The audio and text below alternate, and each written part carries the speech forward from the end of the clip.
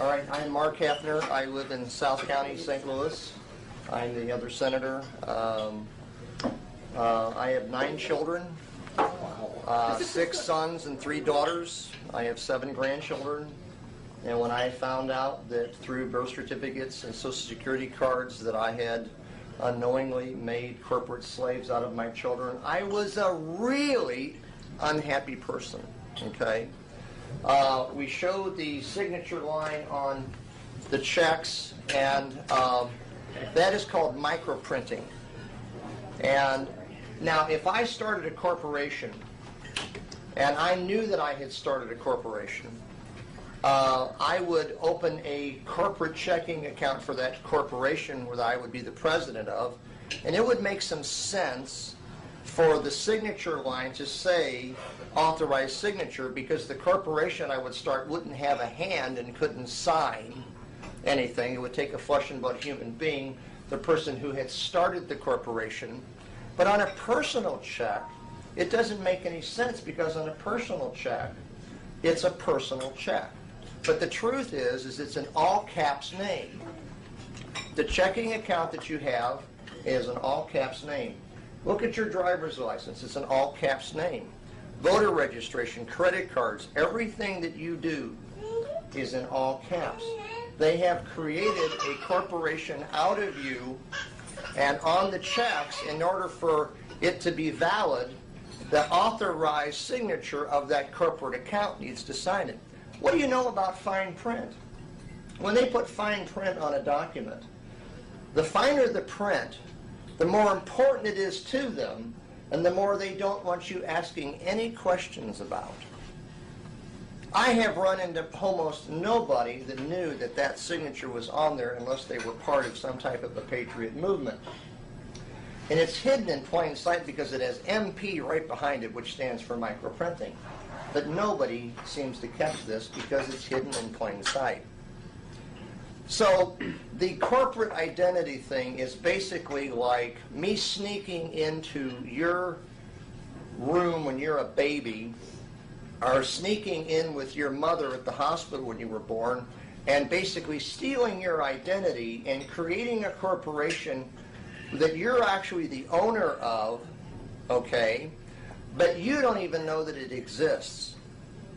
And then the initial public offering of that corporate entity is offered through a birth certificate bond.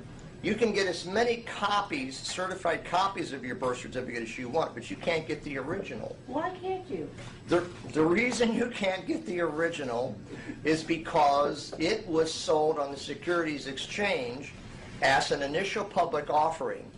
I was born in the mid-50s, and the initial public offering of my birth certificate bond was sold on the Securities Exchange for about $600,000 in 1955. I have a 2-year-old. The initial public offering of a 2-year-old these days is about $2 million. It really is identity theft. All of these original security bonds, okay, that accrue value as they're used in commerce, and the value of the bonds go up, are actually held in each of the Federal Reserves all around the country. Now, a bond yields its profit to the person who is in possession of it when it matures. Guess when your birth certificate bond matures? When you die. And when you die, the person who, or the corporation that's holding the bond, will keep all the profit that bond has generated.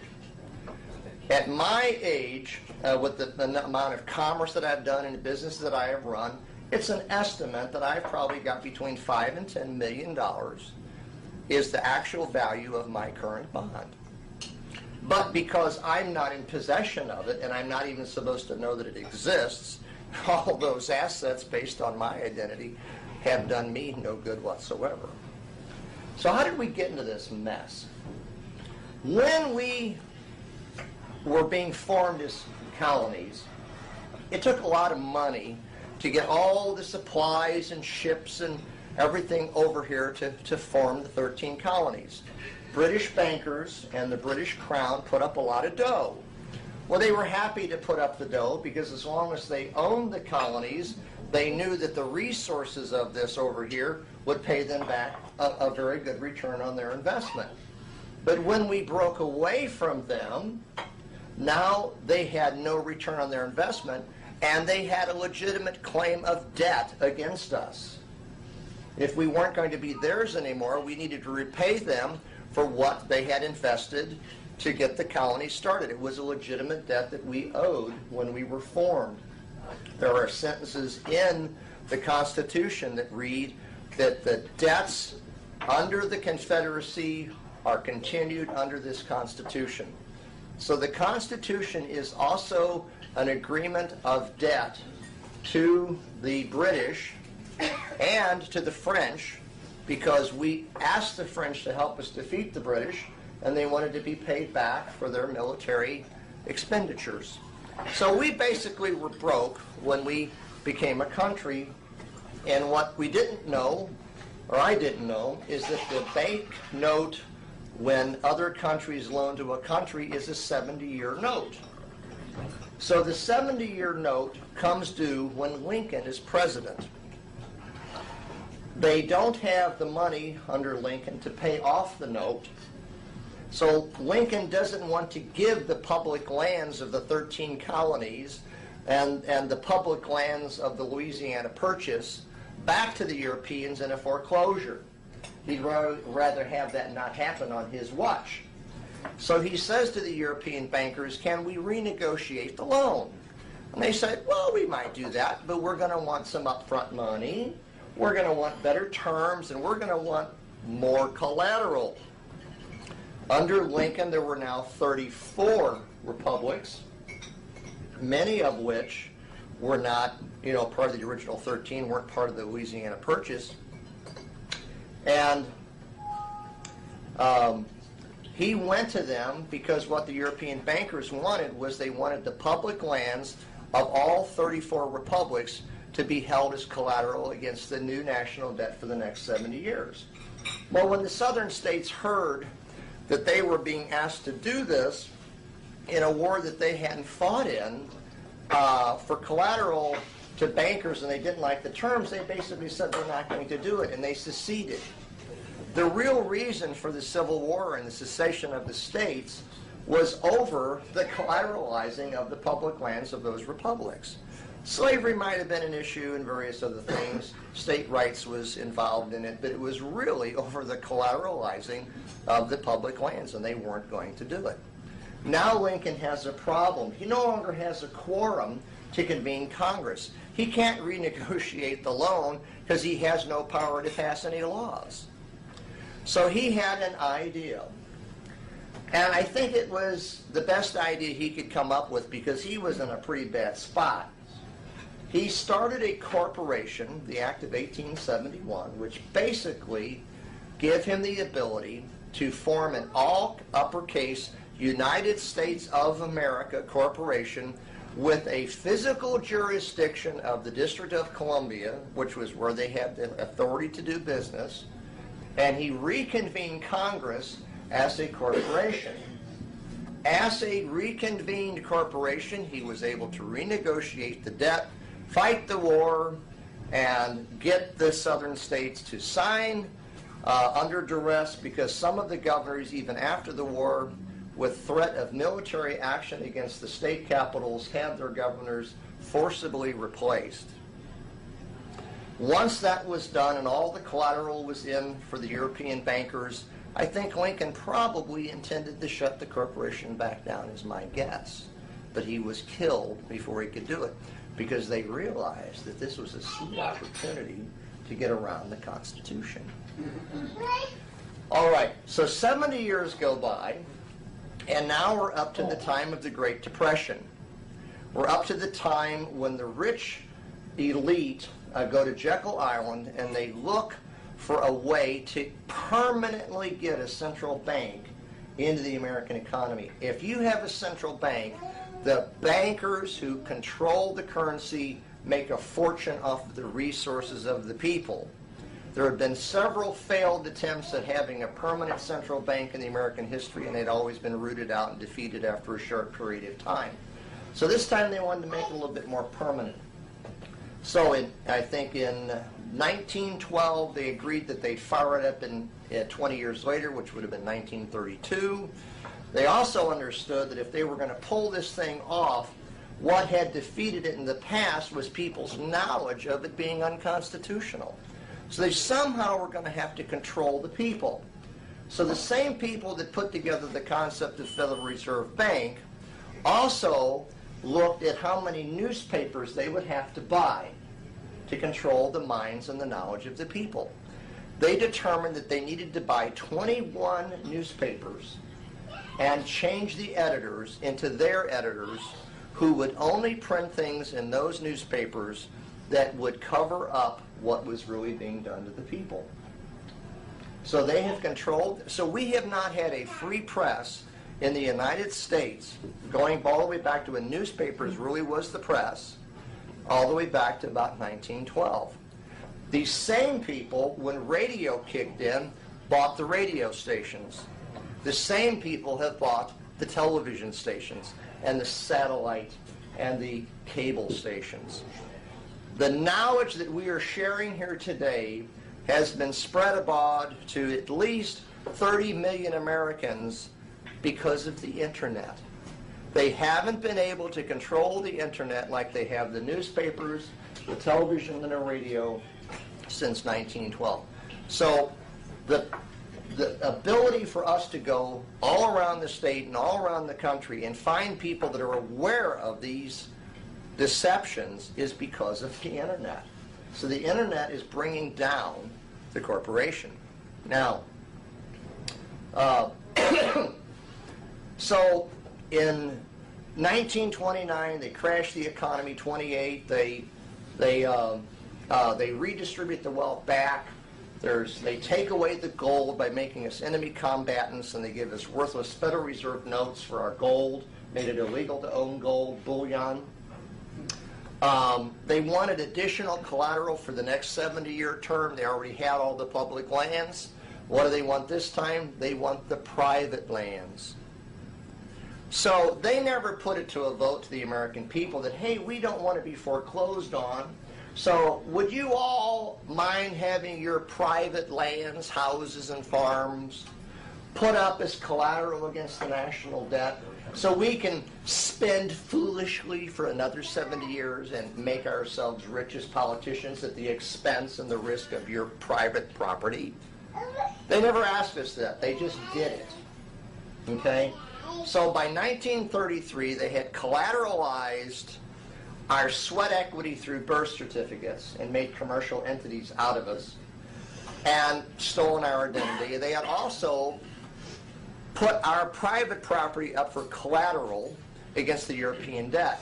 Some very, very brave people from 33 to 38 took the government to court for fraud, for doing these things. These court cases went all the way to the Supreme Court. The Supreme Court ruled that what the corporation had done to the American people was fraud. It was fraud for two basic reasons. There wasn't full disclosure. If I can prove that your grandpa made a deal with my grandpa and that he didn't fully disclose the terms, there is no statute of limitations on fraud. Also, it was fraudulent because there was in consideration 2 days. Will you wash my car every day and wax it once a week, and in exchange for that I will give you nothing? Contract? No contract. There's no consideration going both ways. If I say I'll give you a penny a week and you agree to it, now we have a binding contract. It's a really sweet deal for me, but it's still consideration both ways. So the Supreme Court told the government that they had put our private lands at risk if they defaulted on the loan, and that there had not been full disclosure, and there was no consideration to us for using our identities to be the backing of all the money and to put up our private property for collateral against others, that we had been given nothing in exchange for all that risk. So there had to be full disclosure. So there had to be full disclosure, and they had to give some consideration. I'm sure they ran an ad in the legal newspaper somewhere, so now we've got the disclosure out of the way, okay? And they said to the Supreme Court, if any of the American people submit any debt to the Treasury, not purchases, but debt, we will pay their debt out of the large sums of money that we are holding in their birth certificate bond. And that was okay with the Supreme Court. Now, they don't honor that, and they don't advertise that. Their own Supreme Court has said that we should have the ability, because of what they have done to us, that our consideration is you should be able to take your mortgage, your car payment, submit it to the Treasury, and it's paid out of your birth certificate bond. Because whatever debts you could ever rack up, it's a drop in the bucket to the amount of money that they have made off of your identity since your birth. If they solved all my financial problems, it wouldn't be 1% of what they have made off of me, and they're going to keep the rest when I die. Like they kept all the rest of my mother and my grandfather. So, that's why on the checks there's authorized signature, because we as sovereign human beings are a higher life form than a corporation. In order for them to control us, they had to have parity. So they, through birth certificates, driver's licenses, license plates, marriage licenses, Social Security cards, voter registration, titles for your cars, titles for your land. You get a deed of trust, which says right of tenancy and right of assignment. Tenant's where we get the word tenant from, tenancy. Sure. The personal property tax is us paying the owners of the property for us being tenants. Isn't that a wonderful concept? Now, so all of this has happened to us, and the Patriot movement has been fragmented and been around for maybe 20 years, and they've tried to use commercial law, they've tried to use maritime law, they've tried to use common law to get some remedy, to get some constitutional rights back to the people in opposition of what the corporation has done. The corporation exists at the federal, the state, and the county levels. It's throughout. It's all corporate. The judicial system all have ITN numbers. It is a corporation court system. The court system upholds the contract of the corporation against your corporate identity. It's really a sweet deal for them. So, the Patriot movement really never was able to get much remedy because the courts are rigged against the truth being, they don't honor their own laws. So, about 2 years ago, we don't know whether the Patriot movement approached the military or the military approached the Patriot movement, but somehow this kind of conversation took place. Maybe it went something like this. Hey, military, you know you're serving a corporation and they're not treating the people under the Constitution, and they got you doing things that aren't constitutional? And the military said, yeah, we know. But you, the people, advocated the republic. And we, the military, are not going to start a coup. Okay? So, yeah, we know. We don't have anybody else to serve. Then maybe the military said, but you know what? Maybe if the republic got re-inhabited, we'd eventually salute them as the true commander-in-chief. So a plan was put together, and it all hinged on the Fifth Amendment. The Fifth Amendment is the amendment that talks about grand juries. We have all been completely delusionally tricked into believing that grand juries are formed when a judge, a paid judge or a paid prosecutor, pulls a pool of people together, gives them instructions, filters what they can witness, tells them what the president is, and tells them what they're obligated to do. And grand juries are only formed at the behest of the judge or the prosecutor. Excuse me. But under the Fifth Amendment, We are all prosecutors. Under the Fifth Amendment, anytime you get 27 of us together, or according to the rules of your republic, you can bring 2 witnesses, bring a presentment against any public official, and that person must now go under trial. It's called a true bill. The power of the Fifth Amendment was discovered, rediscovered, by various patriot movements that came together and pulled their following so that we could get a grand jury in all 50 republics at one time to hear the same case.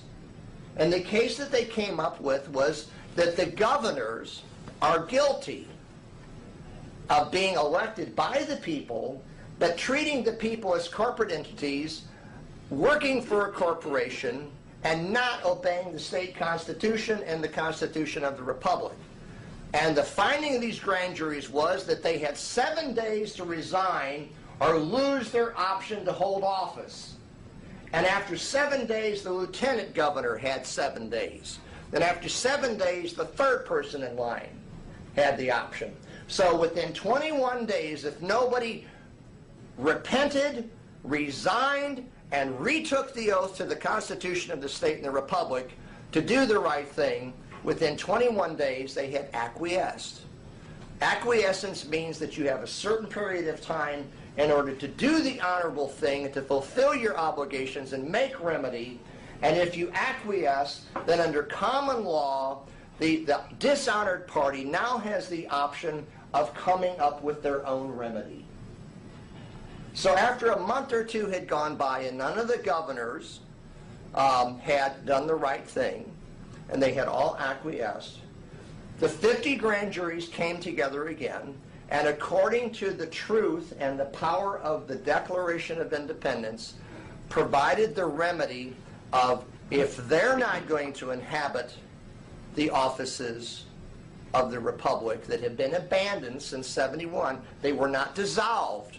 They were just sitting dormant, that we would come together and re-inhabit them. And all 50 grand juries unanimously voted to put together a provisional government, just like the Founding Fathers did, elect provisional president, vice president, congressmen, senators, governors, judges, and put the whole thing back together lawfully, peacefully, constitutionally. And they did this, and that's been months ago. That Congress has met. It's the Continental Congress in Utah. They put together documents that have been delivered to The Hague. There's over 80 to 90 nations that are dealing with this restored republic as the continuation of the original government of the Founding Fathers. They understand that the corporation is just a corporation and has not treated them too kindly with their Federal Reserve notes and all their military might. We are in the process right now as a republic of putting together compacts which are more powerful than just treaties with between 20 and 30 of these 80 nations for peace. Okay? Now, we are at the place now where we've got about 45 of the 50 republics hanging together to pass mustard for the military and for the international community to say they've really got their act together and they are going to be able to run the entire country. Originally, the concept 2 years ago was that this republic would peacefully coexist alongside the corporation and have the rights of the republic that we are, just like the Lakota Indians have IDs. If I'm driving my truck down the road before I was in the Republic and my mud flap was torn and my taillight was out, the DOT could have given me hundreds of dollars worth of tickets. If they pull over a Lakota Indian with Lakota ID, they say, have a nice day. He's not in their jurisdiction. They're their own nation. They have their own laws, their own enforcement, their own everything. Okay? If a Lakota Indian gets messed with by some podunk, he doesn't fight the battle with the podunk, the nation fights it. And they win because they're internationally recognized. That has been established for us and is being finalized. we thought as a republic you could join us, get your IDs, and peacefully coexist, get rid of your debt, get rid of the IRS, get rid of property taxes, okay, get out of the need for contracts for driver's licenses and marriage licenses, and get back to constitutional freedom. Problem, okay, the corporation has run itself broke. It's at high risk of collapsing. And we find out that this is by design. They used 9/11 to put the Patriot Act in, which is the biggest usurping of our constitutional due process rights ever conceived, and to start some wars that would put our military far away from our continent. So our military is barely here and is mostly elsewhere. And in the last couple of years, they have secretly moved in a lot of United Nations troops. Their intent is to crash the dollar, crash the stock market, just like they did in 28, 27, 28, okay. And basically there'll be unrest because the money will be worth nothing. And then they'll go, oh my gosh, we have riots. Please, United Nations, come and save us. Miraculously, the next day, the troops are already here, and our military can't help us because they're all over the globe. So this is the big plan. This is the big plan, okay?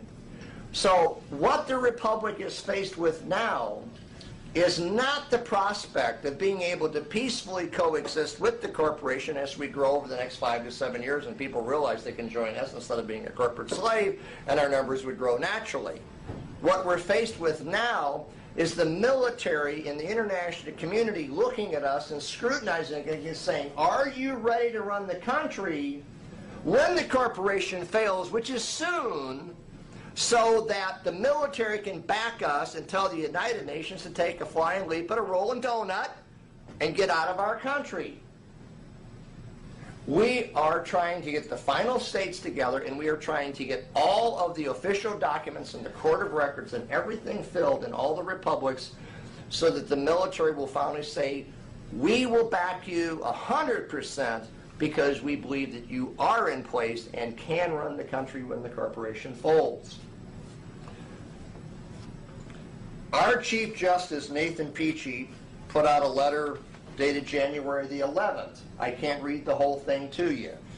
I read the first and last paragraph. The serious complaint and grave violations of constitutional rights and privileges by the county, state, and federal corporations disclosed as foreign sovereigns committed against the American peoples and parties of the free independent republics, okay, of the United States of America, Constitution, has been prepared for filing from the office of the Republic Attorney General.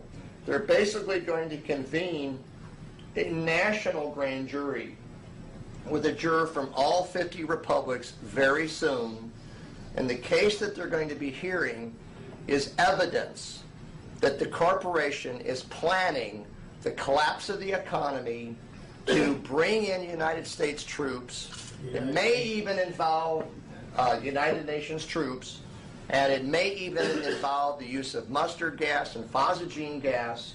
The estimation is that 100 million Americans could die in order for this country to no longer be a threat to the New World Order. And what will precipitate that ground war is the financial crash, and our military is not here to help us.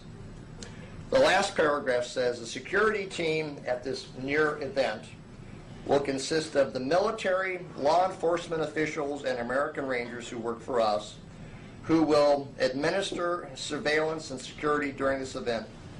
Okay. So in the very near future, I believe that the military is going to not only be providing security for this, as reserve notes are. So he put Executive Order 111100 together in 1963, authorizing the U.S. Treasury to print notes, to print dollars, not notes, backed by silver, and they were starting to be put into the banks. He printed billions, I think it's 10 billion of fives and tens, and I think 5 or 10 billion of $20. this money was begun to be put out into the banks, and they killed him. Why? Who in their right mind would take their paycheck in 1963, 64 and get Federal Reserve notes for their paycheck worth nothing, or get Treasury notes backed by silver? For every Treasury note that was used, the usury, the rent, taxes, which is what everything the IRS collects is basically just the usury for the money, would have come to an end. The central bank would have come to an end. The cash flow to the European rich and to the bankers and the crooked politicians would have come to an end. So they whacked him. That money's been sitting there since '63, and not one president has touched it since then. Maybe they're afraid of being whacked, or maybe they've got a large enough financial interest in what's going on that it's just, business as usual. Democrat, Republican, doesn't make any difference. They're all understanding what's going on. Most of the civil servants, not at the top, think they're serving the people. I guarantee you that the people at the top know what's going on, and by being a part of what's going on, it's made them far more money up and above their salaries. How will the transition take place? We are hoping and praying that the corporation realizes that the military is getting ready to switch. They have made contact with our interim president, James Timothy Turner, and have begun negotiations for a peaceful transfer in exchange for amnesty, for forgiveness. Okay? If those negotiations can go well enough, we'll be able to put the Treasury notes out into circulation before the Federal Reserve notes go to zero. We had thought a year ago that the value exchange rate from the Treasury notes from the Federal Reserve notes would be 10 cents on the dollar or 20 cents on the dollar. We now believe that the value of the Federal Reserve notes is so broken that there's not going to be an exchange rate at all. But if we can get the Treasury notes in place so people can begin to have them in their possession, then when the Federal Reserve notes crash, people will still have buying power. If we can't work that out, eventually the United States Federal Reserve notes will be gone. Nobody's checking accounts or credit cards are going to work. Everything that you have in CDs or money market is going to be worth zero, and IRAs the same way. Some stocks might make it, many stocks won't. This is going to be a rough transition. So how do you prepare for it at a personal level? You need to at least, minimally, have 30 days worth of canned food.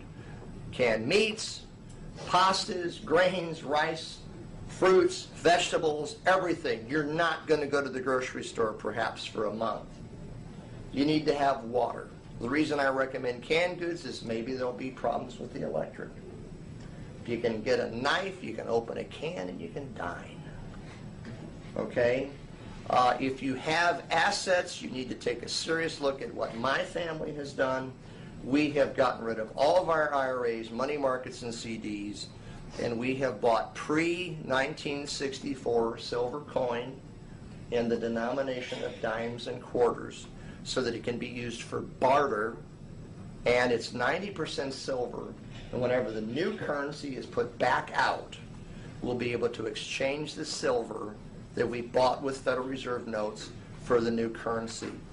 Almost everybody says that when the paper money, Federal Reserve notes disappear, that the value of silver is going to go up, especially if the new currency is going to be backed in Treasury notes by silver and gold, which it is, because that is the intent of the Republic. We won't have to print the initial amount of money. It's in warehouses, and we have found it. So, where we're at today is we need 12 people minimally in each county of Missouri to ratify a county settlement document. which basically maintains that members of the Republic who reside in that county have ratified a document taking the entire land mass of that county away from the D.C. Corporation and giving it back to the people. So I'm 4 hours away from home today creating a video so that you can get at least 12 people together in this county and the counties that you represent to join the Republic, to ratify the county settlement document, and lawfully, constitutionally take the land of the county back from the corporations. This video will be on the webpage, and I hope that you will spread it like peanut butter, because I can't travel the state. We can't. There's 105 counties in this state. We're thrilled to be here, but there's a limit to my voice box. There's a limit to my personal funds to buy gasoline to fund these trips. That's why the basket is out. Feel free. Okay.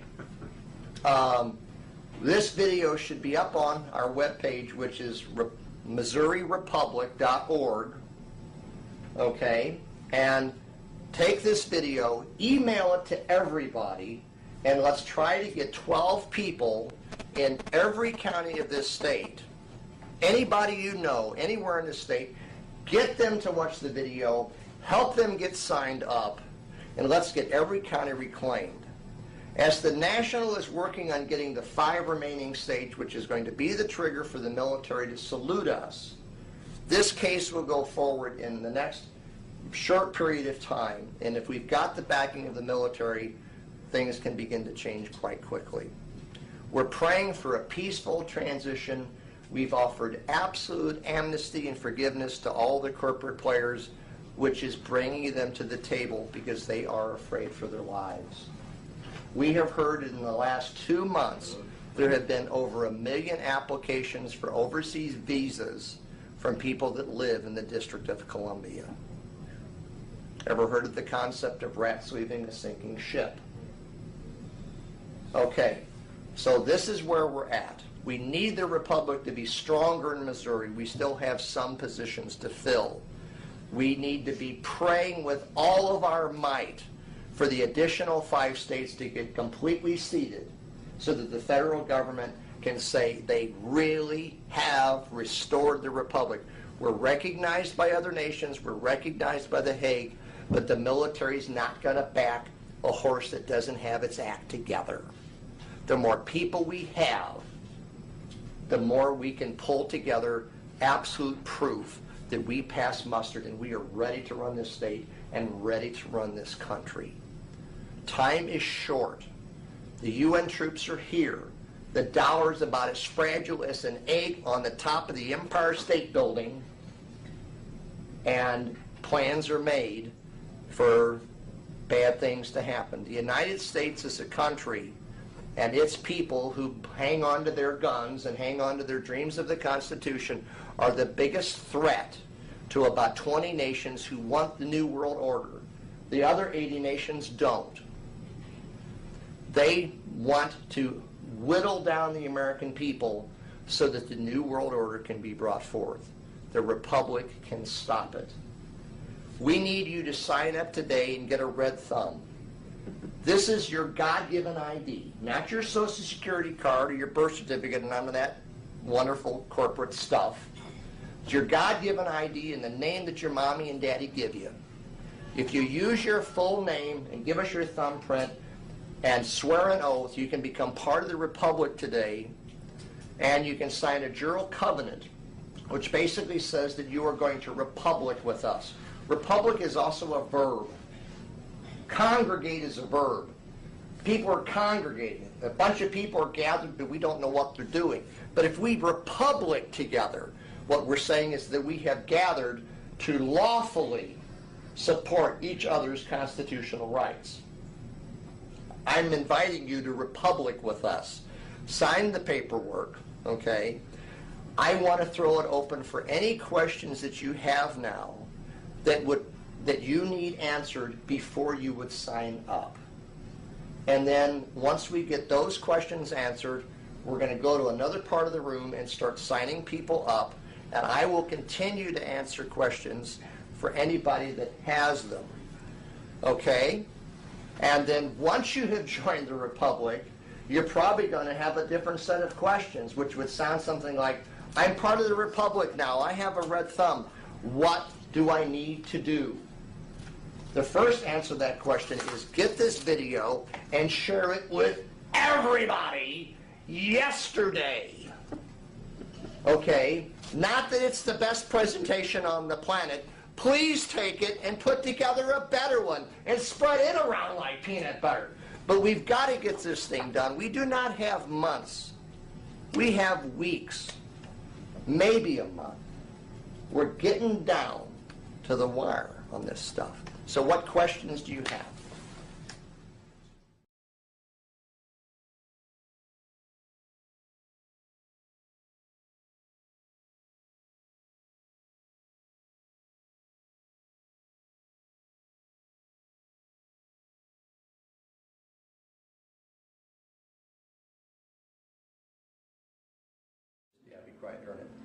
All right, well, I'd like to thank you all for coming here today. My name is Mark Hafner, and I'm a senator here with the Republic for the United States in Missouri.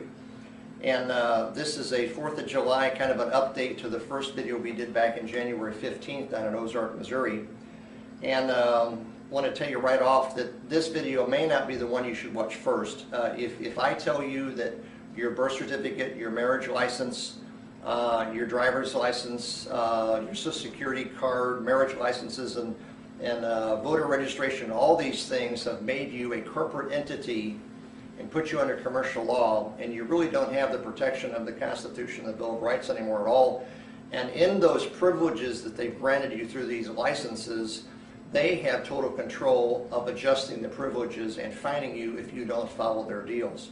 So if you don't understand any of that, and if you also don't understand that our Republican form of government that was given to us by the Constitution and by the Founding Fathers actually ended in 1861 by the lawyer who happened to occupy the White House named Abraham Lincoln, and they reconvened the running of this country as a corporation, total fraudulently done, and that has trickled down to every state and local government, and every courthouse are now just corporations. If you don't understand that, you need to watch the first video first. It's called The Change Your Founders Believed in, Republic of Missouri. It can be found on Patriots Unite Now YouTube site, or you can find it on the education page of the republicforarizona.org website. For those of you that have seen the first video, this is going to be a 4th of July update with a short review, and also answer some questions that have come in on the internet. So the quick review is, in 1861, what was happening in the country was the international bankers working with the lawyer in the White House wanted the rest of the public lands of all the additional republics to be added to the collateral for the national debt for the next 70 years. And the southern states said, we're not giving you our public lands as collateral, and they seceded. Well, when they seceded, Lincoln, the lawyer, says, no problem, we'll just start a corporation and reconvene. And they did. The reason I'm bringing that up, because it's covered in detail in the first video, is when they reconvened, the seats of the Republic, the President and the Congress, those seats were vacated. They weren't abolished. They were vacated. What we have done last year in 2010 is we have re-inhabited those seats. That's what has happened. This is a historical event, and it's impacting the whole planet. Everything that's been done since then, and there's a lot of stuff that's been done, has all been done fraudulently. It's all been done to the American people to basically put the wealth and the power into the hands of crooked politicians, and even more so into the hands of the international wealthy. This fraud and deception runs deep. One of the criticisms of the first video is, well, we need more details. Do you understand that there's been over 100 years of deception? And in this 100 years, they have done so many things for what they say to the public is one reason, and what they've actually done is for another reason. And it would take you literally weeks of videos with, you know, hundreds of slides of documentation from archives and certified copies from archives to document all this stuff, but the documentation is there. So one of the things they get is, well, this couldn't possibly be true. Americans aren't that stupid. No, we're not stupid. So how did they do this? There had been several attempts at putting a central bank into this country from the founding of our country, and they were all very short-lived. And the reason they were short-lived because there was a few politicians that weren't on the tape with the bankers, and we had a free press. So between the free press and the few politicians that would speak out against the central bank as being completely, totally unconstitutional, and every one of them has been, the public understood through the newspapers that it was wrong, and public opinion demanded that the central bank be put back down. So they understood that if they were really going to get all the money out of the country and really suck us as dry as they wanted to, that they were going to have to get a central bank installed in this country, and it was going to have to stick. It couldn't just live for a few years. So they put together a long-term strategy. And their long-term strategy started probably before this, but they all met on Jekyll Island in 1912. And the international rich and the American wealthy, like the Rockefellers and various other families, and I'm just tired, and forgive me if I muddle some names, okay? The J.P. Morgans of the world got together, and they put together a 20-year strategy to put together the Federal Reserve. So the Federal Reserve Act went through, it was concocted in 1912, didn't actually go through until 20 years later. What they did during that 20 years, starting in 1912, was they got together, these rich people, and they bought 25 of the largest newspapers in the United States. And they replaced all the editors. And they told these editors strict rules of what they would say about central banks, about the economy, about the Constitution, about all this stuff. And then when they intentionally crashed the economy in 1929, then the newspapers are saying, oh, well, if we only would have had the Federal Reserve, if we only would have had the central bank, we wouldn't be all in bread lines, and we wouldn't have all lost all these jobs, and the crash wouldn't have happened. It was all manufactured. It was a false flag. If you don't know what a false flag is, you need to do some research. And so the American people who had been dumbed down by a controlled media for 20 years begged for the Fed to come through. Please save us from this poverty. Well, the deception continued after that. When radio stations began to have more of an impact on American information and culture than newspapers, they bought the radio stations, and they bought the TV stations, and they bought the satellite and the cable TVs. And it all goes back, and do a Google search called Who Owns the Media? Council on Foreign Relations. And you'll get some wonderful information. You don't go anywhere in politics, you don't go anywhere in media in this country unless you're a part with the Council on Foreign Relations. The international bankers, the American bankers, the politicians, and the broadcasters, all behind closed doors, orchestrating what we believe and what we're told. Ah, but a new form of media has come out. It's called the Internet. And they haven't been able to replace the editor of the Internet just yet. They're working on it. But because the Internet's been around for a while, there's literally millions of Americans that understand the stuff that we're talking about in the first video, and many other videos, and in Canada, and Australia, and over in England, and all over the world. Anywhere there's a central bank, anywhere the Federal Reserve's involved in any way, shape, or form, you're being sucked the money right out of you. And they don't deserve it, and it's all done through fraud. So, the media of the Internet has been their downfall. Now, the American people have been lied to for over 100 years. And if that's true, they bear some responsibility because we trusted them. Well, maybe we could have investigated it, but they've tried very hard to bury the correct information, to change the histories in public schools, and they've worked really hard on this deception. So shame on them. They fooled us once.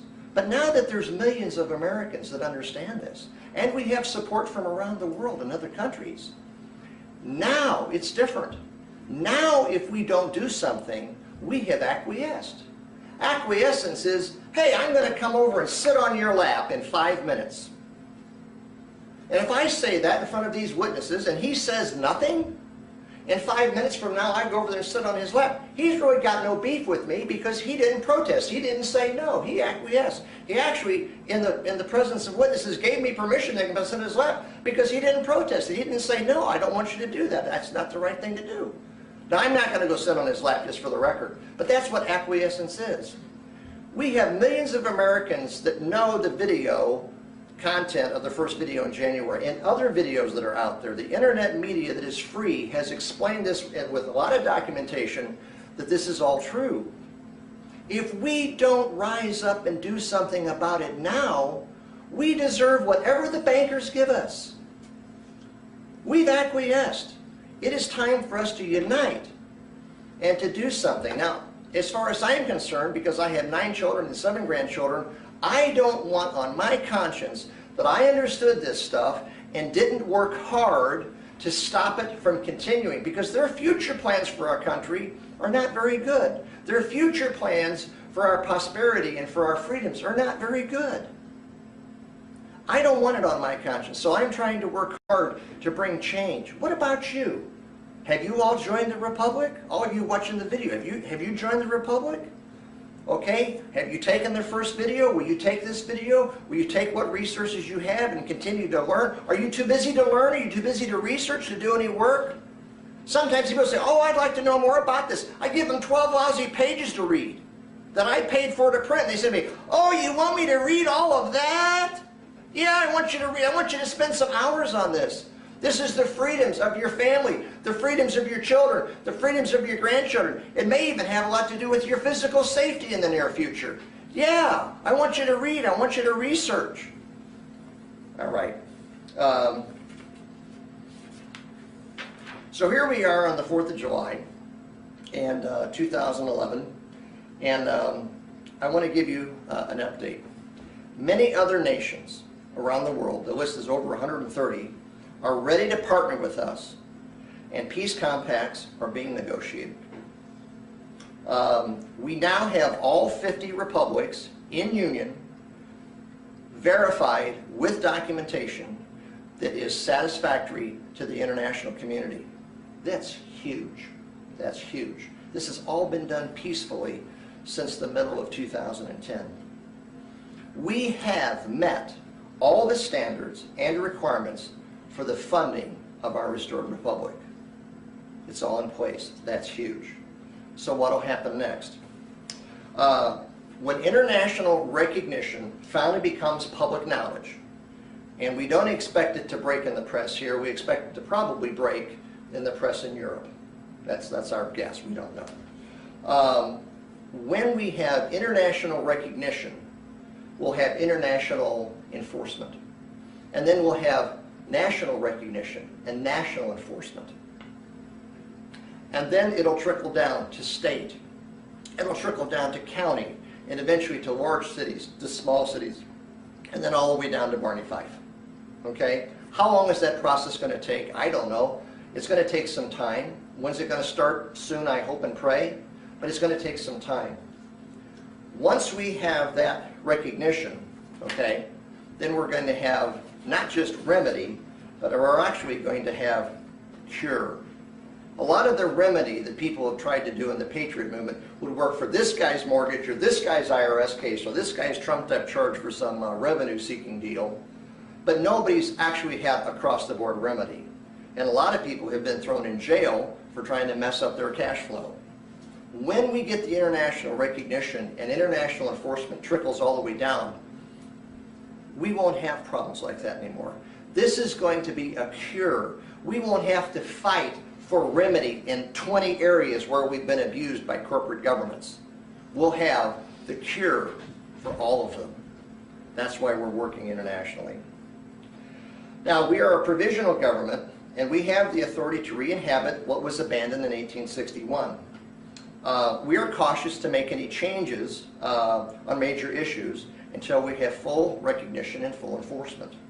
At the right time, elections will be held, and we will move from provisional to permanent.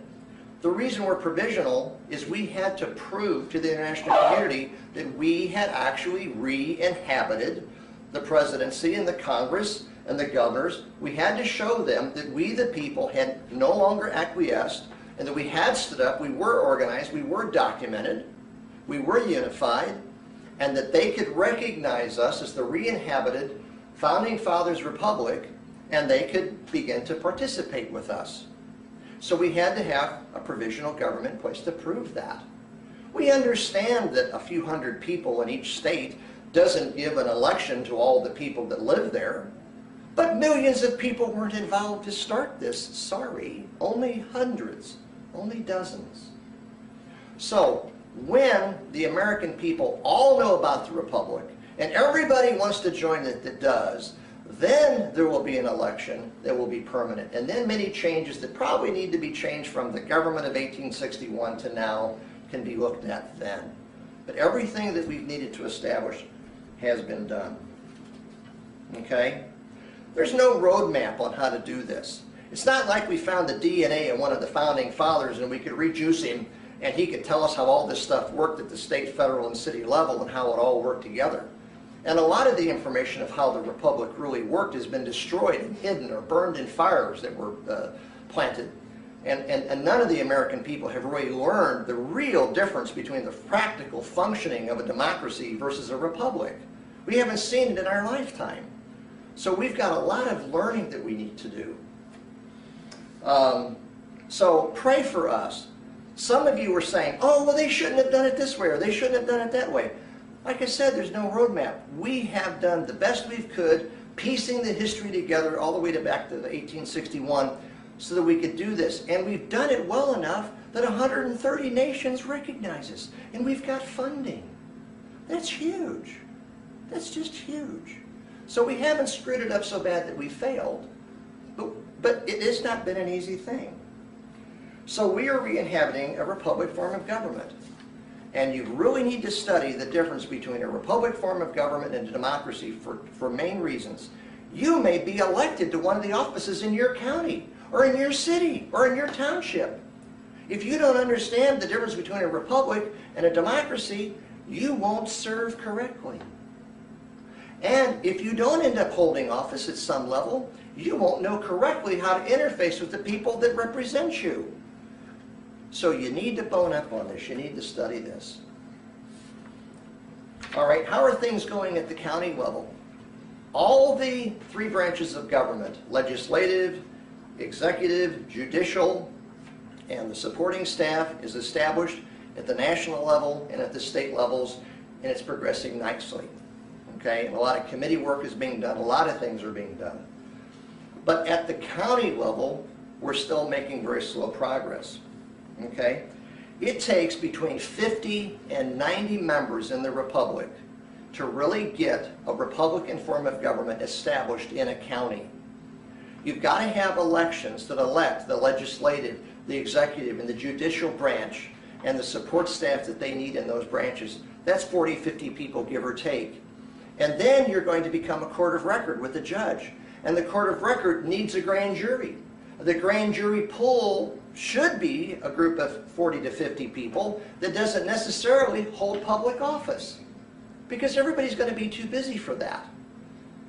So you need somewhere between 50 and 100 people per county to be in the Republic so that you can set up a Republican form of government in every county like we already have it in every state republic and nationally. So, you know when we need to do that? Like yesterday. A lot of people say to me, oh, well, when we get our funding, then I'll recruit in my county. Or, oh, well, when I see this or I see that, then I'll go. Okay, let me ask you a question. Have you ever had a baby come home to your house? I've had 9. Do you build the nursery for the baby after the baby comes home? That's when you buy the baby bed. That's when you buy the diapers. That's when you buy the butt goo. No! You put the nursery all together, and it's all ready for the baby. And it sits ready, but unused, until the baby is born.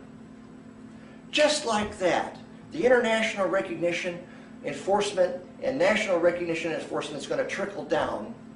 And we've got one grand jury in Missouri to handle the cases of 7 million Missourians? That might cause a bit of a backlog. Well, how are the people in your county going to deal with the injustices of traffic tickets and things like that if they don't have a court of record in the county? They're going to have to go up to the only constitutional de jure court system we have, which is currently state. So we got to get busy. You got to recruit, okay? When everything is in place at the county level, you can't just start running out and trying to arrest people that aren't acting right. We don't have the enforcement internationally. We don't have the recognition. But we shouldn't wait to do that. We should be doing that right now.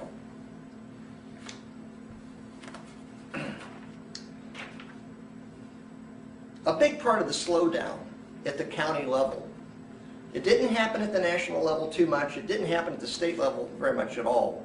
But at the county level, it's been a problem.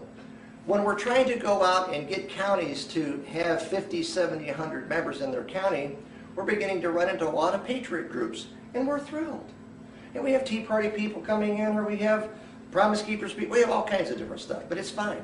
But a lot of the patriot groups are so married and so opinionated with certain concepts that there's only one right way to do this thing, that they won't unite. They want to pick, well, you're still using the word state, or you're still using the word citizen, or used of instead of for. Guys, the enemy is out there. The enemy is the corporate governments that have made slaves out of all of us. We need to forget our absolute perfect methodology of doing something and band together and get these counties settled with county settlement constitution documents. It only takes 12 people to ratify the county settlement constitution and take the land back. But with 12 people, you can't set up 3 branches of government. Okay? So we need to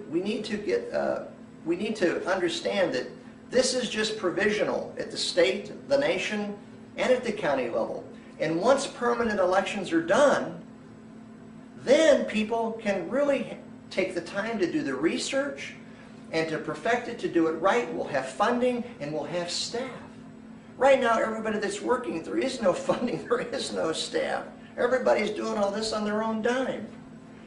So rather than saying, until it's perfect, or until we have a perfect leader, we won't unite, hey, that's the same as acquiescing. We're going to fail. Now, we're not going to fail.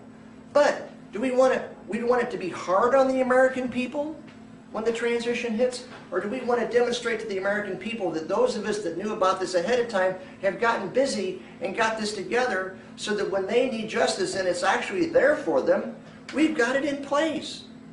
Do you think well of a mommy and daddy that bring home a baby and they got nothing but a dresser drawer? No diapers? No, that's going to happen. This baby's coming home. Are you ready for the Republic County Freedom Baby to arrive in your county? Get ready. Now, we have these 2 videos. This one, which is kind of an update, and we're going to do some Q&A. And you can, if you live in a county where there aren't 90 people, first off, you sign the Republic if you haven't. Okay? And once you join the Republic, if you live in a county where there aren't 90 people, it's your job to recruit the other 89. Stop waiting for somebody else. Take these videos. There's other videos out there in other republics that you can use to have meetings, to send them out, to email them. And let's become the 600-pound gorilla sitting over in the corner of the room that can no longer be ignored by the international community. As our numbers grow, we earn the respect of the international community, our own military, and even the corporate government. They're still hoping we'll fall apart. They're still hoping that we'll continue to acquiesce. The larger we grow, the more they understand. We ain't going away. It's time for this to be fixed. Now, I've got some questions that came in through the internet, and there's a lot. We're just going to take a few of them. Question number 1, how's their timeline from video 1?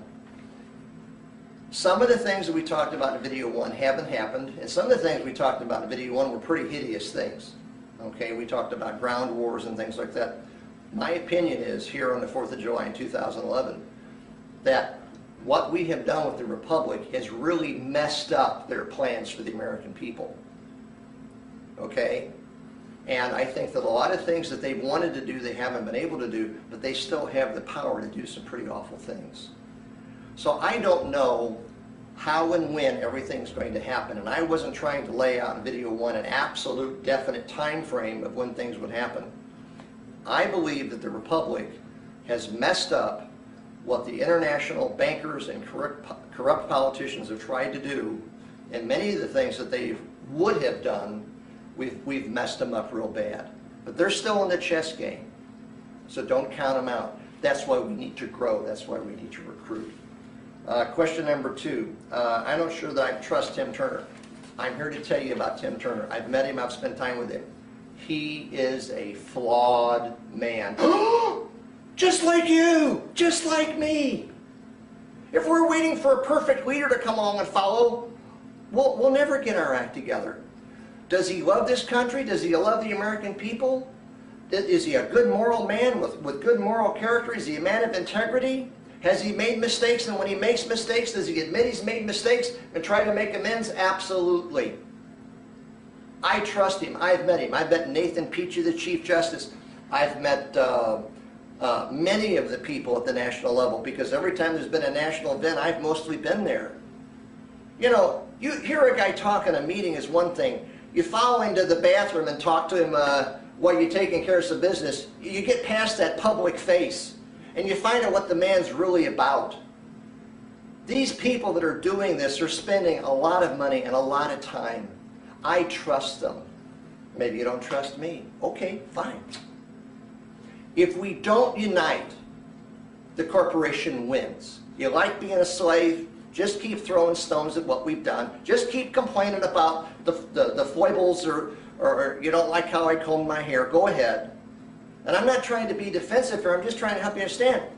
They have been orchestrating this for 100 years. If we don't understand that the enemy is out there and unite and get involved and get busy, that's a bad way to play chess. This is a very important chess game. Next question is, I'm in Texas. How can I participate? Well, Texas and every other republic, almost every republic has a website. And it's usually Republic of or Republic for the name of your state. So in our case, it's republicformissouri.org. And every one of those websites has the ambassadors and email addresses. Some of them have the email addresses of senators and governors and administrators. And there's the national website, where all this is listed in one place. It's www.republicfortheunitedstates.org. Go there. Find the people in your state. Get signed up. Okay? There is a republic. There's a republic organization in every republic. Say, well, where's your proof? Where's your proof? Okay. These informational videos, the first one was 45 minutes. Like, I'm going to have time in 45 minutes to show you 400 or 500 pages of documentation. The first video was done very casually for a group of people. We were just trying to take them from knowing nothing to understanding that there was something to research.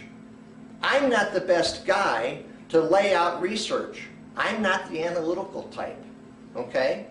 We went to a national grand jury case in Georgia a few months back, and one of the men in the Republic who is that type of an analytical, 30-year historian of American history, 20-year understanding law and common law, put together a presentation for a national case that's still pending, 500 pages of certified documents from archives, from city halls all over this country, and some from out of this country.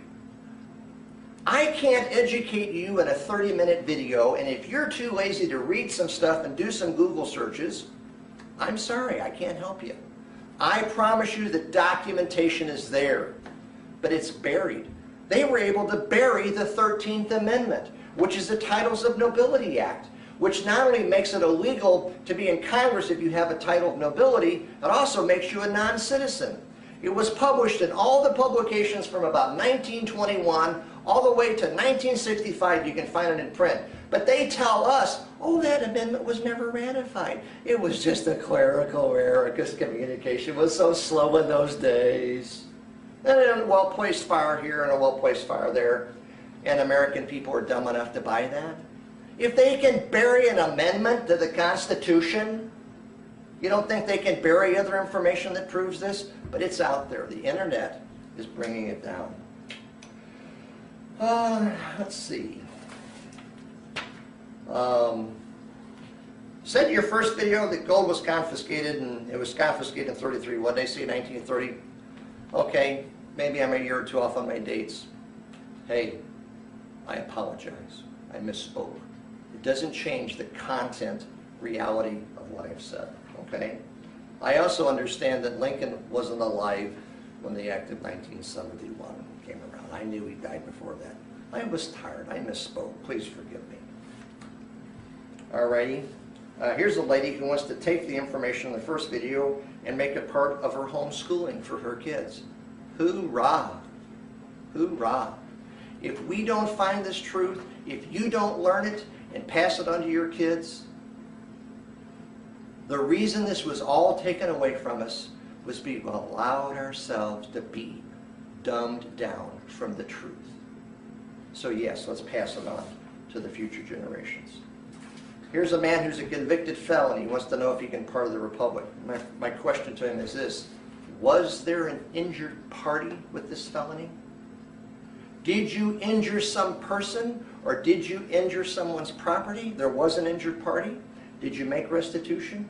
Or are you a felon because the IRS says you're a felon? Well, if you're a felon because the IRS says you're a felon, as far as the Republic's concerned, you're our hero. So I don't know the answer to your felonies, but the Constitution and common law says, and the Bible says, there's an injured party. You injured a person or you injured property. And if you haven't injured their property, you haven't injured a person in some way, you're a free man. You're a free person, okay? All right. I'd like to close in prayer. Now, maybe I don't pray the same way you would pray, but I would hope that you would join me in a prayer for our country on this 4th of July. And I'm just going to hold this nice little pillow while I pray. So if you close your eyes and pray with me, I'd humbly appreciate it. Lord God, Jehovah, maker of heaven and earth, strengthen us. Strengthen us, Lord. Lord, we admit to you as the Creator that we have not followed your guidelines. We have not obeyed you as we should have as a nation. Some of it has been out of ignorance because we've been lied to and trusted our leaders. Some of it has been intentional because we've been greedy and selfish, and we love the materialism that this economy has borne us here over the last couple hundred years. Lord, we're not a wealthy nation unless we have your blessing. Lord, we're not a prosperous nation without your blessing. We ask you for forgiveness for our part in abandoning the golden rule of do unto others as you would have them do unto yourself. We'd ask you to please give us our country back into a republic and get these international bankers and crooked politicians out of running this country so that we can be free in the areas that we're supposed to be free. Lord, you have created us to be free. We want you to please, Lord, please restore this republic all the way back to the county and to the city level. Lord, those that are watching this video and hearing this prayer, if they haven't joined the republic, Lord, I pray that you'd show them that they'll get their questions answered. But now is the time to join. Now is the time. Lord, help us to work hard to wake up the other 290 million Americans that are still asleep and don't even understand the deception that's been done to them. Lord, please restrain the evil plans. Lord, please restrain the evil plans that the corrupt international bankers are willing to put forth just to gain financial dominance and power and control over the American people. Lord, thwart their plans, stop their plans. You can do these things where we cannot. We can work hard and you can bless our efforts. And we ask all this in Jesus' name. Amen. Amen.